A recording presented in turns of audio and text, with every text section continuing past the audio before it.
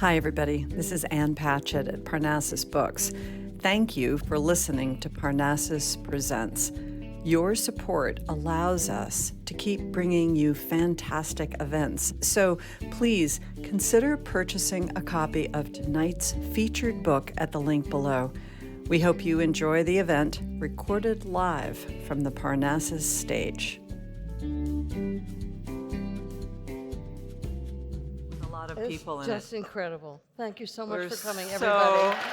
Just extraordinary.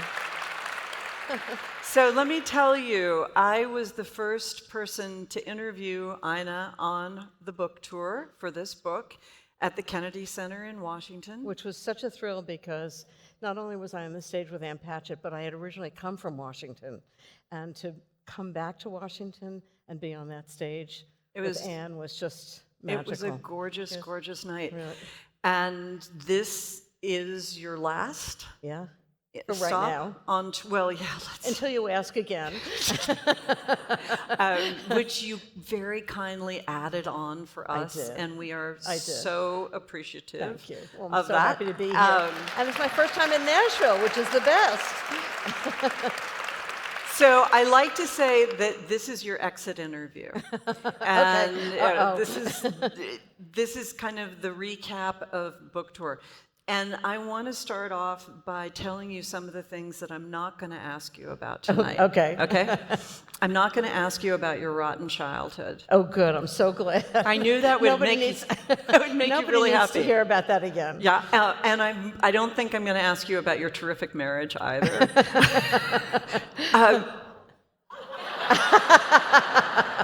You don't know what it's like to be on book tour, and you get the same questions. So that is... You've never asked me the same questions over and over. You always ask unusual questions. I haven't interviewed you that much. Yeah, but so I'm interested. I want to talk about the experience of being on tour, and what was the best part about it? I think it's right here.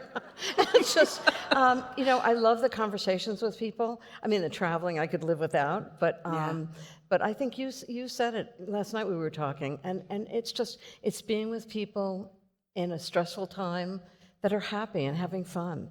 And if we can do that, I'm so happy to be able to do that for people. Just get rid of the rest of the world, whatever's going on in your life and whatever's going on in the world, and just have a good time here. So that's for me. That's what I love doing.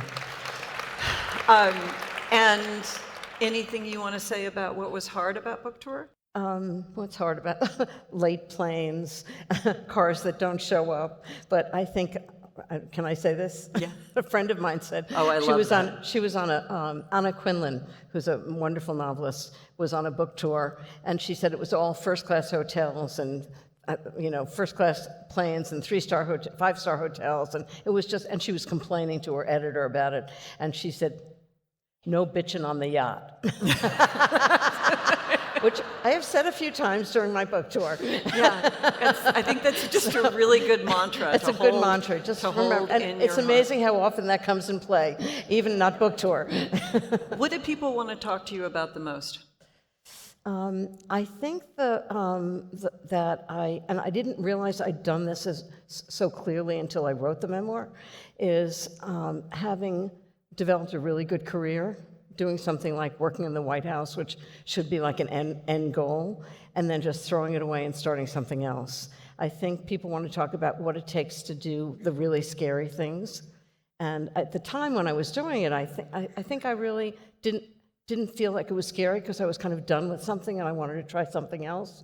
But when I look back and connected the dots in the book, I realized some of those things are really scary.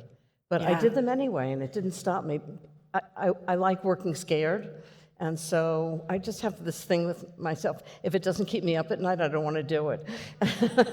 and that's hard.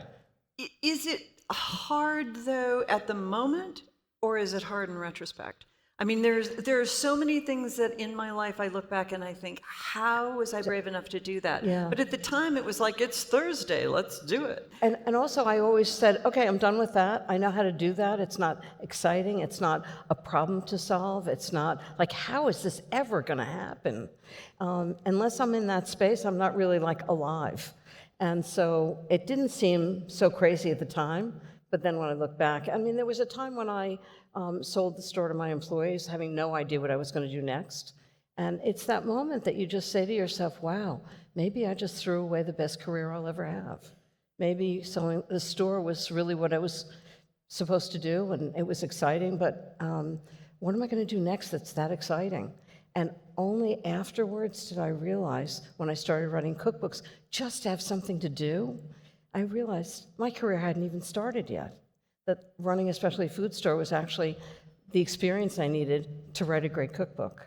So you never know. It's I love the description somebody said to me is we're all standing on the side of a pond, just trying to decide whether we should jump in the pond.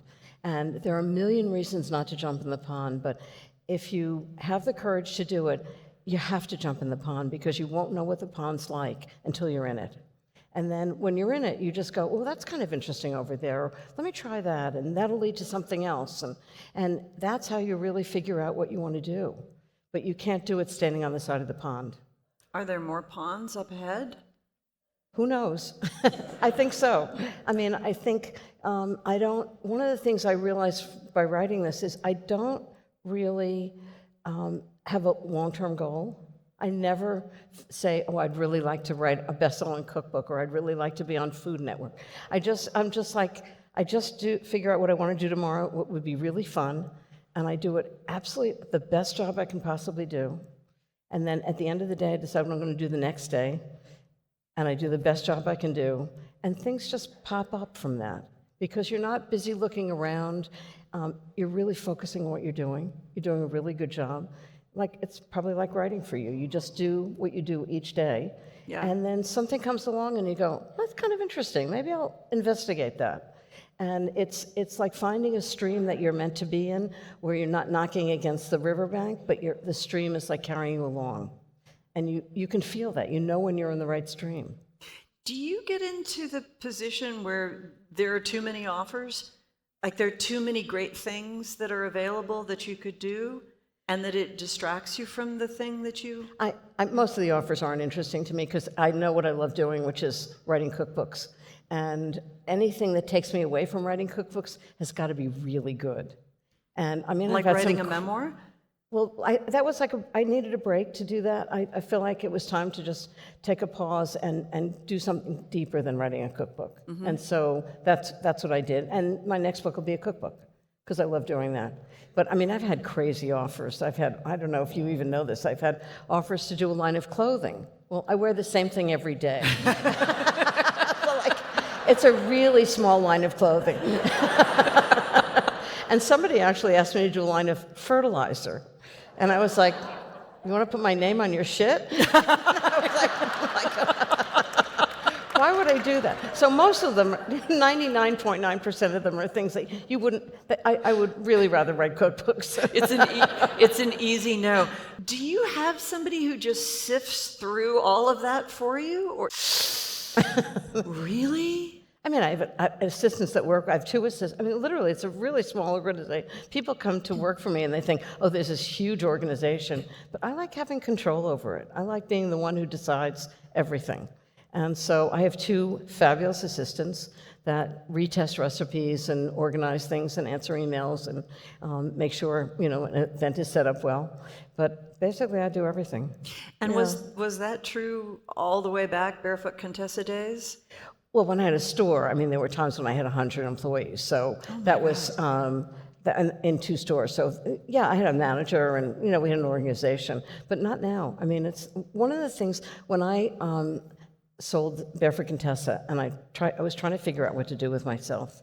And I spent like 9 months or a year in an office having nothing to do. It was so excruciatingly difficult. And I remember thinking, I had another friend who sold her interior design business, and we would sit around and go, okay, what do we want our new business to be like?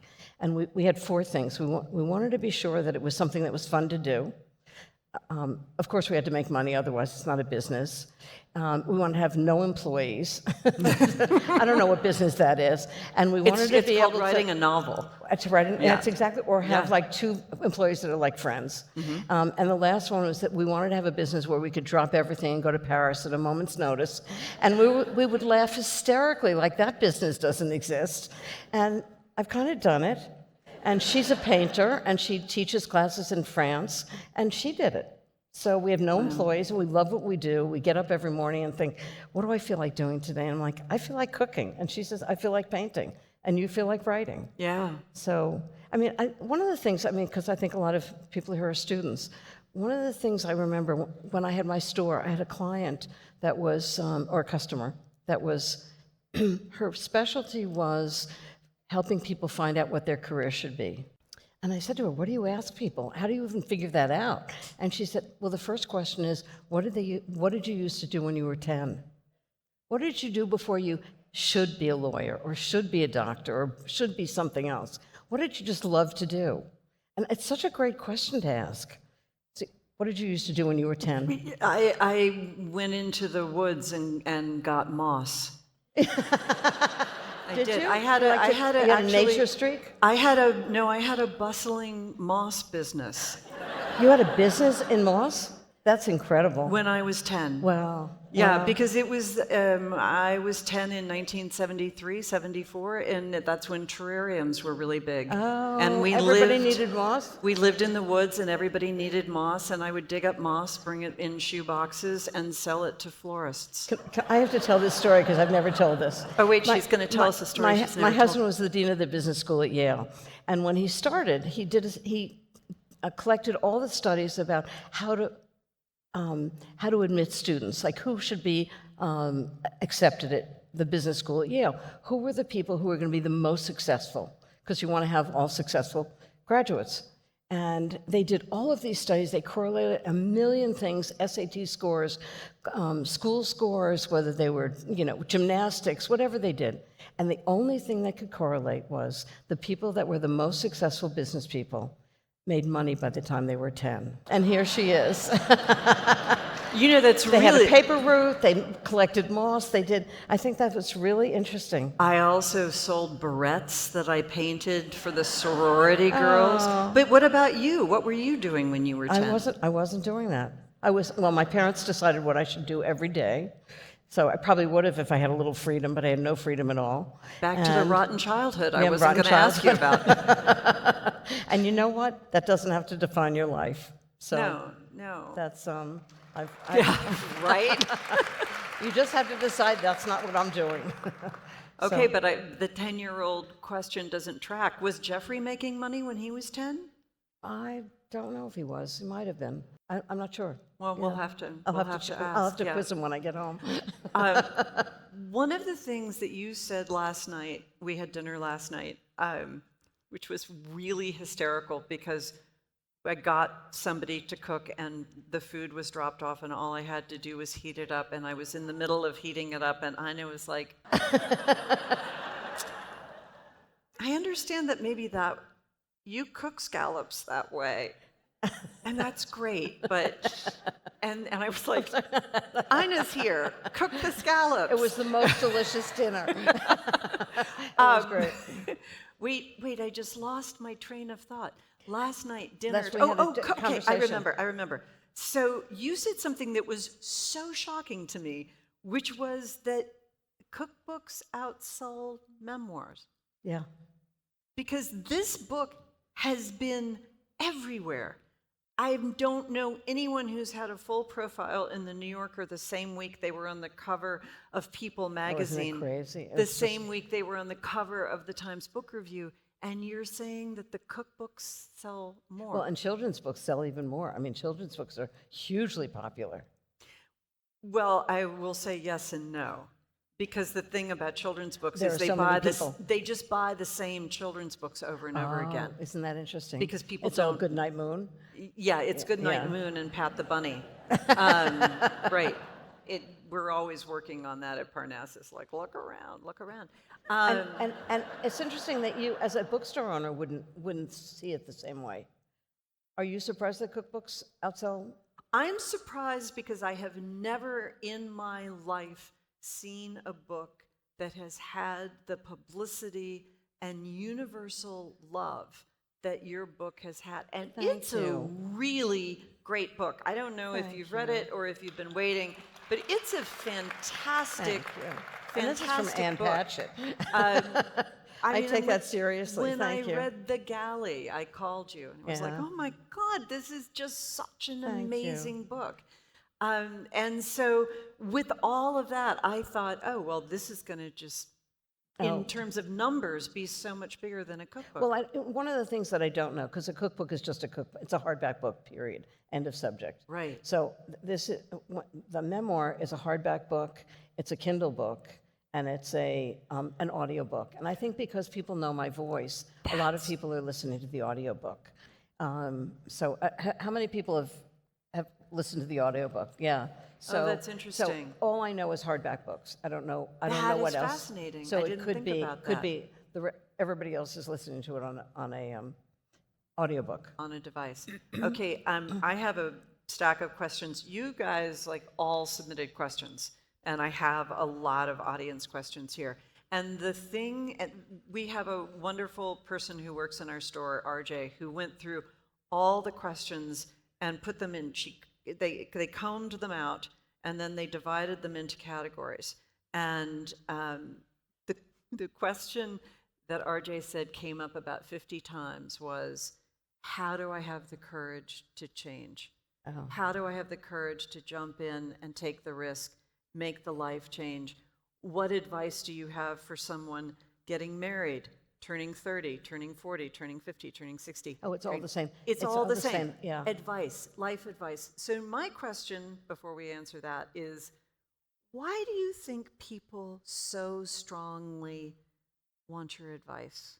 Want you to say, what should I do with my life? I think because I've had a great life, and I kind of built it on my own. I mean, Jeffrey, obviously, and I built a life together, but I really came from not having any direction to making clear decisions about what I love to do. I think probably, now that I think about it, it's because I'm having fun.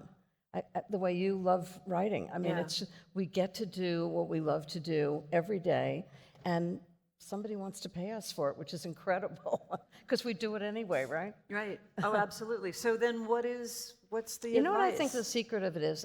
One of the things I always try and do is I figure out what's the worst thing that could happen. And first, I don't have a long-term goal. I'm just saying, will it be fun to get up tomorrow morning and say, I'm going to write something rather than test a recipe? Will that be fun to do? And if it's fun, then Jeffrey has this expression that I love. If it's fun, you'll be really good at it because you want to do it. You don't have to force yourself to go to work. You don't have to clean out the closet before you start it. You just want to get up in the morning and go do it. So first, is it fun? And second, what's the worst thing that can happen if it fails? And if it fails, maybe something terrific will come out of the failure. There's this wonderful story about John Grisham, who, do you know this story? About, he was a courtroom lawyer, and he was really disappointed because courtrooms were not as exciting. He thought they would be great stories, and he found them really boring. And he thought, well, maybe instead of being a courtroom lawyer in Mississippi, maybe I'll write a book instead about a courtroom. And he wrote his first novel, and he sold like 4 of them. I mean, this is John Grisham. And they're very valuable, those 4. those 4 copies, yes. And I said to him, what'd you do next? And he said, well, I wrote another book. And I was like, wait a minute. If somebody's book fails, the first thing you do is go, well, it wasn't meant to be. But he was absolutely determined that he wanted to be a writer. And so he ended up selling the movie rights for the second book first. And it became a Tom Cruise movie. It was hugely successful. It was The Firm. It was The Firm. Yeah. And then he sold the book rights after that. And I think he's never admitted to how many books he sold, but he sold something like 300 million books. Oh, God. and he did it because he thought, I love writing. I want to write books. And if it doesn't work this way, it's going to work some other way. It's a problem to solve. It's not like the universe is telling me not to be an author. And I think that's about taking risks. Well, and it's also about what you love. Do what you love. If you love it, you'll be good at it. Yeah. I mean, I remember having a moment when I was a waitress at Fridays and thinking, is it on Elliston She was Place? probably a great waitress, it's right? Gone now. But thinking, if my whole life I'm a waitress at Fridays and I come home and I write at night, is that okay? And I thought, that's okay. Because I'm doing what I want to do. Will you tell the story about, I don't know if it was Fridays, but when you were a waitress and somebody asked you to dust the taxidermy? The taxidermy, the dead exactly. Animals? And nobody wanted to do this. But Ann thought, well, wait a minute, if I can dust the taxidermy, I can make up stories in my head while I'm doing that. Am I right? Yeah, so there was, and let's not make this about me. No, but you got to do what you love to do, which is make up stories in your head. Exactly. By doing the thing nobody else wanted to do. With a hand vac on a very high, I wasn't afraid of heights and I wasn't afraid of dead animals. And so I was the person who would go up, I don't know if you guys ever went to a Friday, but those animals up there near the roof are clean. What is an average day for you these days? Not on book tour, but an average day of developing recipes and working on cookbooks. So I wake up in the morning, and I built a barn, 100 yards from my house. Explain what a barn is, because we're in Tennessee, and it means something different to us. Well, it's a barn. It's kind of a modern version of a barn. But it's a huge room with a big kitchen in it. And I meet my staff, my two people, Mika and Rose, and we just sit at this big long table and we go, okay, what are we going to do today? And so I usually will decide that I want to test a recipe, so Rose will get me the ingredients, and Mika and I will start cutting and chopping and getting ready to do things. And we usually will work during the morning for that, and then I'll walk home and have lunch with Jeffrey and maybe do yoga in the afternoon or go for a walk or... But back it up. You're testing a recipe, but when do you write the recipe? As I'm testing them. Oh. So if I'm making a recipe for, just pick anything, Charlie bird salad. If I was working on that recipe, it's got farro cooked in apple cider. So as I'm doing it, I'll be writing 1 cup of farro and a cup of apple cider and cooking it. I'll write it as I'm making it, and I put in a teaspoon of salt and a half a teaspoon of pepper, and everything gets written down, because otherwise, 5 minutes later, I will have no clue whether I put in a tablespoon of salt or a teaspoon. So, and then do you think about what the book is thematically before you start? No. So, do you know who Jeff Kenny is? Diary of a Wimpy Kid? Oh, yeah. And one comes yeah. out every year. Yeah. And the first thing he picks is the color of the book, yeah. and then he picks the title, and then he writes all the jokes, and then he comes up with a plot. Oh, and isn't that interesting? Yeah, it's fascinating to me. So if you... My early books, I used to pick a color palette first. I start with a visual. Yeah. And what I found is that for each photograph, I wanted the food to look the best. Right. And so whatever color that was, that's what it ended up being. So if we would, I remember in the first book, there's a photograph of a beet salad. So it's like this bright, sharp, like hot pink purple thing. And it's on a glass plate with a hot pink napkin underneath it. That became the best way to tell the story of what this beet salad would look like. So I realized very quickly, even if I'd chosen a palette of, saffron and yellow and blue, I wanted the food to look best. So I just forgot about the color palette very quickly. So I make each photograph. Actually, what I'm thinking about when I'm doing, if there's a recipe that I want to test, the first thing I think about is, when you read the title, will it sound delicious? Will it be lemon chicken with orzo? Will it be, is it something, it's not some Vietnamese salad that you've never heard of half of the ingredients, or is it going to be a roast chicken on a bed of croutons, so that you can think about, you know that the juices of the chicken are going to get into the croutons. Then the second thing I think about is, how will this look on a photograph? So is it going to be like mashed potatoes, it's all white? What am I going to do about that? So that all factors into what the recipe looks like. That's amazing.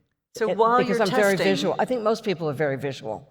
Yeah. And so my goal is that when you open the book, you look at the photograph and you go, that looks delicious.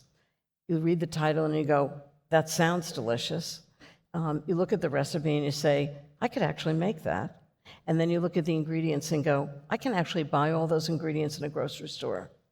Without that, it's just overwhelming to think about cooking. Cooking's hard.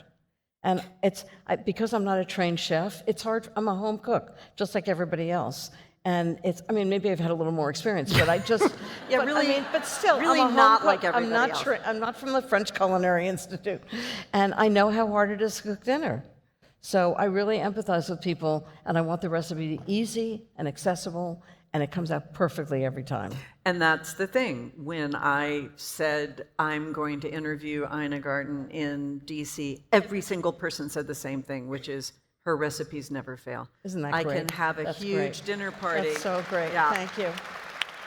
I can have a huge dinner party and decide to make something that I have never made before. Really? That's and wonderful. I know that it's going to work. Well, the other part of it is that once I figure out what the recipe is and it's done, and I might make it 5 times, I might make it 25 times until it's, and sometimes, there was one recipe I worked on for 6 years, which was like ridiculous. Which was But what? It was the Boston cream pie. I could never get it. Those are the worst. They're so hard. I've made so many bad. I was very, very briefly married in my 20s to someone who was obsessed with Boston cream pie. Really? It broke me. I never got it. Yeah. Well, you have to make mine because it's really good. Boston like cream pie is PTSD. not a pie, Okay. if anybody knows, and it's a white cake with like a vanilla filling and chocolate. It is so bloody boring. It's just vanilla and chocolate. Like, who cares? And I was on a about book that tour brief in marriage. Boston, and I Right. said, "Oh, let's get Boston cream pie here, and we'll find out what it's supposed to taste like." It was horrible, just horrible. Yeah. So I just decided I was going to add orange to each of those pieces, a little orange zest to the cake, little Grand Marnier liqueur to the filling, and then the chocolate had to be like a bitter chocolate, so it wasn't so sweet. But then you have to layer them so they each flavor kind of bubbles up a little bit. It's not like the chocolate overwhelms everything and you can't taste. This went on for years. And I was actually at an event like this, and does everybody know Christina Tosi? She owns Milk Bar. That's wonderful bakery. Oh, wonderful, yeah. wonderful bakery. And she said to me, "Is there a recipe that you can't nail?" And I'm like, "Boston cream pie, just can't get it." She said, "What's wrong?" I said, "It's just, the cake is boring." And she said to me, "Why don't you do a soak," which is like a sugar syrup with orange. I did it with orange juice and sugar. And then you brush it on the cake, and it keeps the cake moist, and it gives it lots of flavor. And it was better, but it wasn't quite there. And then this is like the 50th time I've made this recipe. And then I thought, you know what? It needs a little Grand Marnier. So I did the whole thing all over again. The soak had orange juice, sugar, and a little Grand Marnier, and that was it. It was like the flavor and the texture I had in my head, and it just went ping, that's it, we're done. And it's in, I think, I don't know, Go-To Dinners or something like that. It's in one of the later books. Okay, this is how this whole line of questions started. You're working on recipes. And are you thinking in your head, I am doing a book called Go-To Dinners. I'm doing a book called Entertains, Foolproof, Cooking for Jeffrey. Or does the theme rise up? It rises up. I start working on recipes. So it's the summer and I feel like making salads, or it's the winter and I feel like making soups and stews. Whatever I feel like making in that moment, I generally start with a list of 50 or 60 recipes that I have ideas for. And then I'll pick something off that list and start working on it and see where it goes. And sometimes the whole thing ends up in the trash and I start all over again. Does the whole thing end up in the trash? Where do those 50 cakes go? Where did the 50 what? Where do the 50 Boston cream pies go? The trash. The trash? Yeah, I don't want anybody to eat something that's not just fabulous. Wow. They're going to take it home and go, "Oh, this is the Ina Garten recipe. It's not that good." Can't have that, right? And everybody says, well, Jeffrey must be a good judge of, like, he likes everything. So he's the worst judge. Yeah, yeah. Oh my God, this is the best Boston cream pie I've ever had. No, it's not. That's not helpful at all. One of the things that this is making a jump, but I really want to talk to you about before we go into the audience questions in my lap, about owning a business and about being a boss. Because that was one of the things that we talked about in DC that was so helpful to me. And that night I emailed the managers at Parnassus and said, this is what Ina said. What did I say? You're a great boss. Just the things that are important to you. Well, I think one of the things is that I want to come to a place where there are happy people. And I want customers to be happy, but I want my employees to be happy. And the first thing you do is hire happy people. I mean, I can teach somebody about cheese, I can teach them how to slice turkey, but I can't teach them how to be happy. And so that's the first thing I'm looking for when I'm hiring people. Are they happy? Do they want to do a good job? Yeah. And if they're happy, the rest is really easy. They'll be happy to see customers. Then the next thing I think about is how can I make it feel, as especially food store, since it's food, I always wanted it to feel like a party, which was fun for the customers, but it's also fun for us. So I don't know if this is what you're asking for, but when people walked into the store, I wanted all of their senses to be engaged. So there would be a screen door. They would walk through the screen door, and you could hear it close behind you, and it just felt like summer. And in the winter, there was hot apple cider on the bakery table. You could help yourself to hot apple cider. So the store smelled like that. We would bake bread in the store, so you would smell something delicious. There were samples of food everywhere, so you could taste things. There was great music, and not modern music like old-fashioned Tony Bennett and Frank Sinatra, and just great. Before Taylor Swift, so we didn't have Taylor Swift mostly, but we would have if it were now. And just great music, so you could hear something wonderful. So all of your senses were engaged, and that made people feel good. And so they would just come to see what was going on, which was wonderful. Okay, I'm going to feed you some of the other things you said. What did I say? You said that if you were in a bad mood. Oh, this is really important. It was really important. Somebody told me your employees need two things from you. One is for you to be happy, and the other one is for you to be clear. And I thought that was so interesting because I used to go to an employee and say, when you have a moment and you have nothing else to do, if you feel like it, why don't you bag this candy in these little glassine bags and tie them with ribbon? And they would do it, but it was like so exhausting. And then after that, I would go to them and say, I need bags of candy done. I need 50 of them. How's that? And they go, fine, I'll do it. People want to do a good job. They just need you to tell them what to do. And so being clear was such a relief. And I think I always knew if I wasn't happy, we all have days when we're just not happy. For whatever reason, everybody in the store was like, did I do something wrong? Did I make her mad? So I would just walk out. I'd just walk out of the store, and I'd walk around the block, and I'd talk to myself and just go, okay, you can solve this problem another time, but go back in the store and be happy. And I thought those were really good pieces of advice. I was very moved Did you by that. Oh, really? Thank you. Yeah, and when you might not know this, but I was a guest on Ina's show. And she was a brilliant guest, I have to say. And be my guest. One of the things that happened, there would be 10 bowls, everything's chopped, everything's ready to go. We put everything together, and then your director is like, a motorcycle went down the street. The elves come out, they take everything away, the elves come back, they put the 12 bowls out, we do the whole thing, and they're like, oh, wait, it was a dog that time, I heard a dog.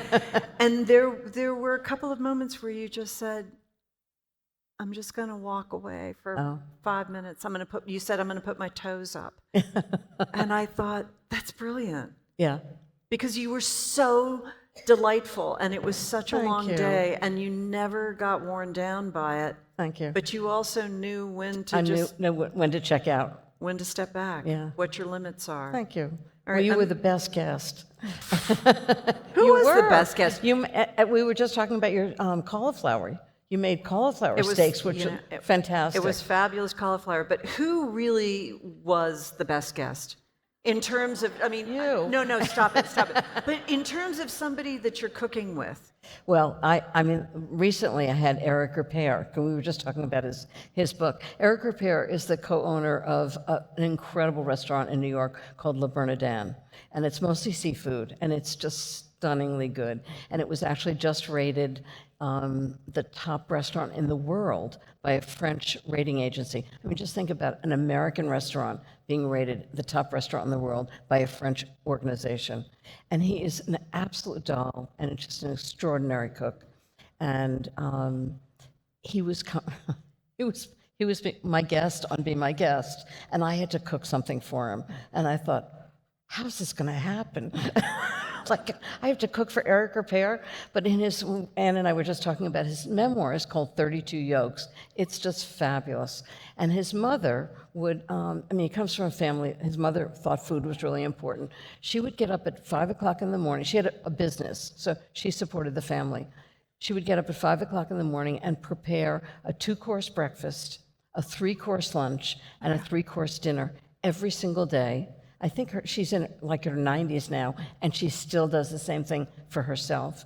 But she would also prepare a tarte tatin so that when Eric came home from school, he could have a tarte tatin, and he would eat the entire thing, which I thought was just adorable. So I thought, well, I'll make him my French apple tart. And I'm thinking, who did he wind up with in life? Who did he wind up with? Who did he wind up with in life? Did he... I mean, his wife? Yeah. Yeah, an absolutely lovely woman. Find somebody who would do that, or he just decided to do it himself? Like he's making a 2-course. What even is a 2-course breakfast? No, this is his mother. I know it's his mother, but then if your mother does that, then you're looking for it. Well, I mean, he has a restaurant, so he can do it all day long. Isn't that incredible? I just think it's. I mean, the ethic of food in his family was so important, and that's what he does. Gosh, and he does it so well. It's so fascinating. And also, you think, but the ethic of food was not important in your family, and that's why it was important for you. It was important for me. It was important for me, and it wasn't important, and I was never able to do it. So I just remember when I was 20 and I got married, and I thought, I remember going to my first apartment and just going, wow, I can do anything I want. Anything. I can buy anything I want. I can cook anything I want. I can decorate any way I want. It was just like, it was like having wings. I couldn't believe it. I really am going to ask you these questions, but okay. Talk a second about decorating and about real estate, as those two things I think go hand in hand, because your very powerful aesthetic goes also into your home, into your world, and that's also something that you're interested in. And your aesthetic is not necessarily what I would have thought, because you have such a super warm, homey vibe. Oh. And yet your homes are beautiful, minimalist, clean, open, gorgeous spaces. Well, there are no children, no cats, no dogs. Yeah. It's really easy. You put something away, it stays away. Yeah. Something most people don't have that experience. So if you had to say a decorating book, the first thing would be like, get rid of your kids. Get rid of your kids and your dogs. I have this thing about, I'm going to tell you, I don't know if I've told you the story about this. You haven't told it to them. I have this thing about style, is that if you can see the style, it's not stylish. And there's this one story that I remember hearing about Jacqueline Kennedy Onassis. She had a makeup person who would, when she lived in New York, who would come and do her makeup if she was going out for a really nice evening. And when he arrived the first time, she was wearing a blue bathrobe. And he did her makeup, and he left. And about 3 weeks later, he came back to do her makeup for a different party, and she was wearing a gorgeous red bathrobe. And he remembered thinking, that's amazing, she has beautiful bathrobes.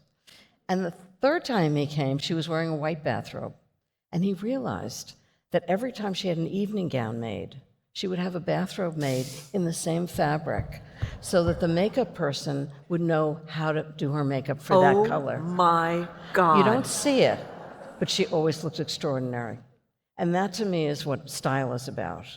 So if you see the style, too many things going on at one time, I find it's not stylish. It's not stylish if it's so. I like things that are very quiet, that first work really well. The sofa's really comfortable, the chairs are really comfortable. They're close together, so you've seen rooms with these enormous coffee tables where you can't hear the person on the other side of the coffee table. I like cozy spaces, but clean, very simple and clean, right? Is that the way you experience what I do? Absolutely. You also have an incredible eye for art. Thank you. Yeah. Well, I mean, I like photographs particularly. They're really accessible, they're easy, but when I was redoing my living room during the pandemic, of course, I needed a project, so I decided that I would redo the living room, and I have photographs of people everywhere, so it feels like there's a party going on, even when there's nobody in the room. I love that. Okay, I'm going to ask some of these. What food trends are interesting to you now? Absolutely none. I mean, I think we basically, the food we love are the things that we remember from our childhood. Roast chicken, roast carrots, coconut cupcakes. I don't think that changes. And every once in a while I'll find an ingredient that I really like truffle butter, which is like this little pot of butter with white truffles in it, and it's $10, and it has a huge impact for a very low price. So maybe I'll start incorporating that, or sriracha. When sriracha came around, when it got a PR. Yeah, right. Yeah, sriracha just got a publicist. Sriracha got a publicist. I like sriracha, so I would incorporate that. But very rarely do I include new ingredients. Do you make unusual things, or do you like making the things that are familiar? Okay, well, hang on, because that's a question. Halloumi. What is it? Halloumi. Halloumi. I have a friend who's in Australia right now, and she was like, watch Obsessed out. with halloumi? Halloumi is coming. Yeah. Halloumi is going to be the guacamole of our time. So do you keep up with things like halloumi? I mean, I'm aware of it, but You're I think aware. most people, years ago, somebody who was writing cookbooks did a focus group and asked people, what problems do you have with my recipes? And the answer was, I don't know where to find Parmesan cheese in the grocery store. Wow. And that's a pretty basic thing. So halloumi's a whole other, I write recipes so that everybody in the country can find the ingredients, not just in East Hampton and Beverly Hills. Right. I want you to be able to find the recipe in Nashville, in Kansas City, wherever you are, you can go to the grocery store and find the ingredient. And halloumi may not be everywhere. Yeah. This is a question that it twisted for me. It was, what is your go-to meal when friends spontaneously come over? Well, To which I went, do your friends spontaneously come over? What my friends do is they call up and go, hi, what are you doing? Which means I'd like to come for dinner. That's as spontaneous as they get. I have one meal that I just love that I can do with my eyes closed, and I think everybody should have one meal like this. I really want to know what yours is. And it's from Barefoot Contessa Parties, and it's rack of lamb with mustard and balsamic vinegar glaze, and orzo with roasted vegetables. It's just great, it's special, and so I consider it my getting to know you meal. Like if somebody new comes over, I know they're gonna like it, and maybe a good whiskey sour. And how do you, this is a good follow-up, how do you manage people's food preferences and food problems? I think that's a really important question, actually. Everybody goes, oh my God, this one doesn't eat that, and somebody else doesn't have that, and I can't make 5 different meals. And I always remind myself, these are my friends. I love these people. I'm inviting them because I want to spend time with them, and I want them to have a delicious meal. And what I don't want is for everybody to have lemon capellini with caviar, and this person has over there, doesn't have gluten, and they're having a sad roast chicken from the grocery store. So I think it's a challenge. It's like a puzzle to solve. I want to make one meal that absolutely everybody can eat. and nobody knows who's gluten-free, who's dairy-free, who's whatever. And you can do it. You just have to sit down and figure it out. Is that an interesting challenge? I love it. I mean, I Okay. think it's, because if I didn't love the person, I wouldn't be inviting them for dinner. Yeah. So I just remind myself, I love these people, I want them to be happy, and I'm going to figure out a meal that everybody can have. Stove, gas, electric, induction.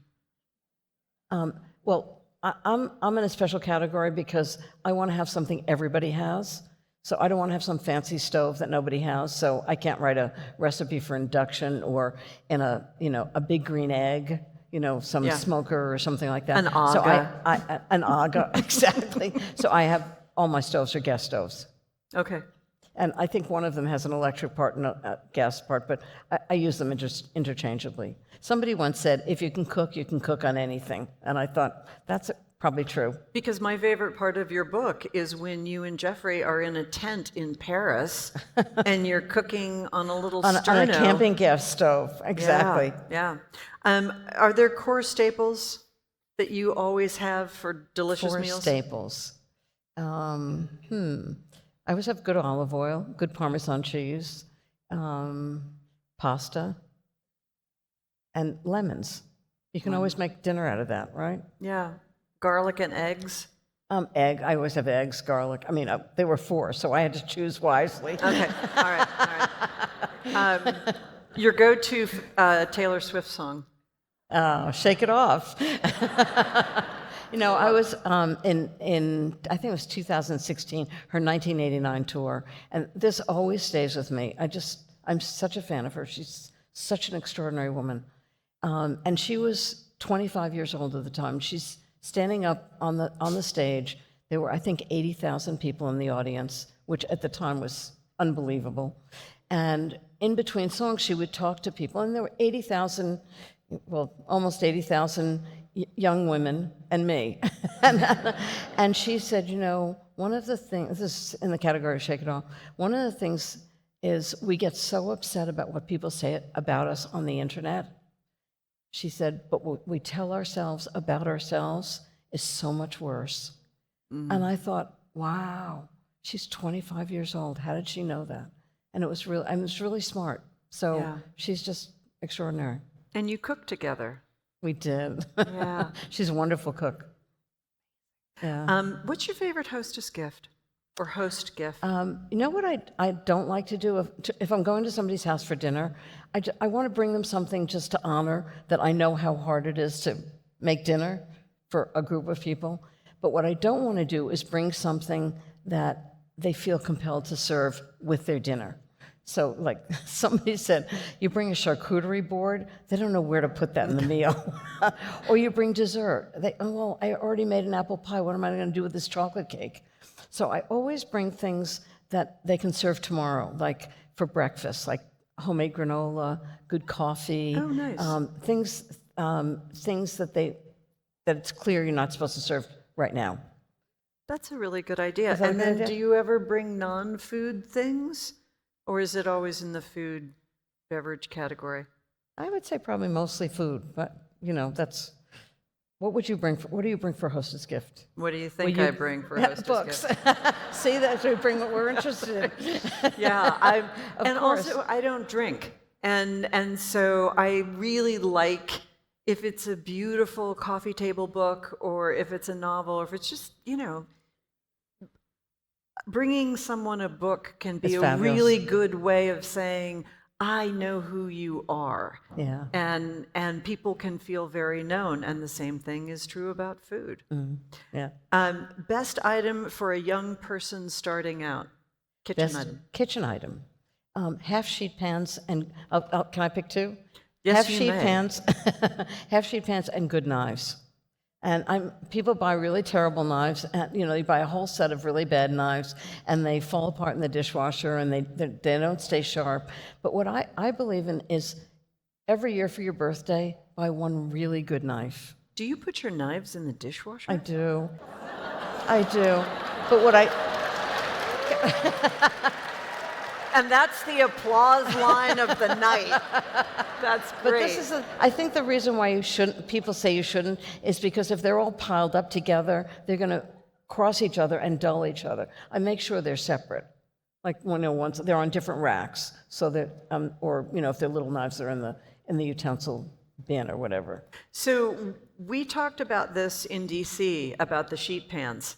And one of the questions is, what do you have that other people don't have? And you said you had a fleet. I have a fleet of sheet pans. I have a stack of sheet pans on my stove, and probably 6 or 8 of them, because I use them for everything. You can roast a chicken on them, you can make brownies, you can bake cookies on them. There's so many things, roast vegetables. You can really make entire meals on a sheet pan.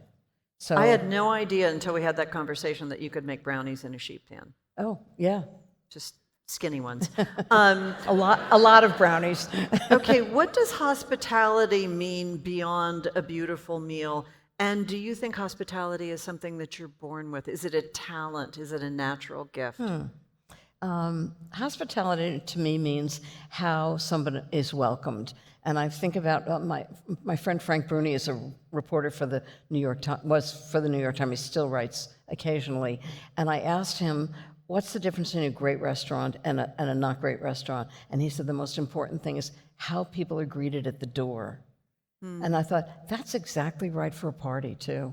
When people come to my house, I want to make sure that it smells good when they walk in the door, so they know something's cooking. That just like coming into my store, that there's music, so they know they've come on the right night, that there's a party going on, that there's a cocktail waiting for them, whether it's a mocktail or cocktail. And I make them feel like I'm really happy to see them. And the easy thing to do is invite people you're really happy to see, so you don't have to make it up. I think that's what hospitality is about. And also asking people, what don't you like to eat? It means I want to make a meal that you're going to be really happy with. Yeah. Or if I know that you love Boston cream pie, or you hate it, next time you're coming for dinner, I'll make it. Okay. That it's something I made specially for you. It makes people feel like they matter to you. Yeah. Yeah. Right. How do you define luxury? Which is interesting because we were just talking about style. I think luxury is choosing the best of what you can choose. So it could be good mayonnaise. I mean, I think like Duke's mayonnaise. Is Duke's available here? Duke's mayonnaise is the best mayonnaise. If you can't get it, Hellman's is fabulous. So it doesn't have to be something expensive, or like the truffle butter from Urbani. It's like it's white truffles, which are like, I don't know, they're like $4,000 a pound, and you can get a little pot of shaved white truffles in butter for $10, and you put it on pasta, and you've got a fabulous meal. So one of the things that you doesn't have to be expensive. That you said, and I don't remember if it was in the book or if it was in a conversation. You said you never wanted things you couldn't afford. Yeah, I don't know why. I always get it in my head. I think when Jeffrey and I were first married, I remember thinking if it was $10, I could buy it without worrying about it, and if it was over $10, I'd have to make a decision on whether I would do it or not. And I always have that in my head. Yeah. So, I mean, now there are a few more zeros maybe, but right. But I still make the same calculation. I love these questions. Well done, you guys. Who do you admire? I admire people like you that are doing what they love doing. Eric Repair loves what he does. You love what you do. It just shows in the work. And I think that's really wonderful. This is complete non sequitur. Tell them what you were saying last night about feeling that you matter. Oh, I love that. I actually love this concept. I don't know if anybody knows about this. A very good friend of mine, Jennifer Wallace, is writing about this. It's called mattering. And what it is all of the studies have shown that people that are happy aren't happy because the happiest people aren't happy because they have more money or they're more successful. The happiest people feel that their lives matter. Is this what we were talking about? Yeah. They feel like their lives matter to other people. And what I love about that concept is that it's actionable. It's really easy to put yourself in a situation where you say to other people, your life matters to me, or my life matters to them. Working for a charity. taking care of your employees, making dinner for somebody, bringing chicken soup to somebody who's sick. It says to somebody, your life matters to me, and I think that's what makes us happiest. Well, also, you can flip that and say, you feel like you matter if you're the person making the chicken soup and bringing it. You need me. You need me yeah. because I'm the person bringing you the that chicken soup. Exactly. Yeah. And I mean, I think in terms of you love, when people love your stories. I mean, your work matters to people because it's inspiring and it's pleasurable and it makes them happy. And so when you go out in the world and people love your stories or people love my recipes, I feel like my work matters. And that makes me feel wonderful. And I think that actually that's connected into the conversation about making a switch, taking a risk. Are you going to be doing something that matters to people, you and matters to other people? Yeah. Makes you feel like you matter. Yeah. And those are the things that are really worth doing. Yeah. It's a great place to start the conversation. About, yeah. If you could only... And it's easy to do. Yeah. I mean, you just have to figure out what it is for you, that you would feel that it's about taking care of people and feeling like your life matters to them. Yeah. So this is the follow-up. I'm not even going to do that. How did your work in D.C. get you to where you are today? I think I don't know if people know this, that I was in my 20s, I worked in a group in the White House called Office of Management and Budget that writes the president's budget. How I ended up there, I have no idea. But I worked on nuclear energy policy. As crazy as that sounds. And I think I was doing what I should be doing. I had a great job. My issue papers were going to the president. It felt really exciting. The issues were $20 billion in 1975, so it's like $100 billion issues now. And I just felt like my work mattered. And somebody didn't know it at that time, but it felt like what I was doing mattered. And I was miserable. I didn't feel like it was creative. We would send bills to the Hill, they would take it out of the budget. We'd send it the next year, they'd take it out of the budget. I mean, it was just, nothing happened. And I just felt like I needed to do something that was mine, that was not $20 billion, but $20, but it was my $20. Right. And that I was risking something in order to do it. And so when I wasn't working at night and on the weekends, I taught myself how to cook, and I would buy old houses and renovate them. And I knew I would either go in real estate or in food. And food business just came up first, so I ended up there, which was the right thing to do. How do you feel about teaching people how to cook? Is that something that you think about? You mean teaching classes? Well, teaching people through the television show, through the cookbook. I like doing it that way. I like doing it the way I'm doing it, is not standing next to somebody and showing them how to hold a knife, but I think it's one of the things that I really love. I didn't do it for this reason, but I love that if you open a cookbook and you can cook from a book, that people will cook and they'll take care of their friends.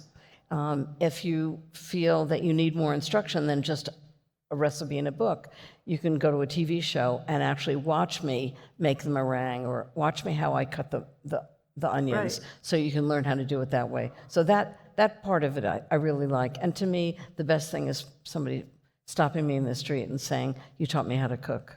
Because if you cook, people show up. If you call somebody and say, come for dinner, nobody says, nah, I don't think so. Everybody goes, okay, when? and that's how you create a community of people around yourself, of people who take care of each other. And we need that, right? Yeah, I'm thinking, oh, that's good. Maybe we should that would be it. What are you proudest of?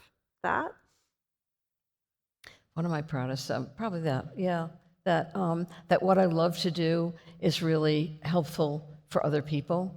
And I didn't understand it until I wrote the book. I'm really proud that I was willing to take risks that look really scary, like to throw something away entirely.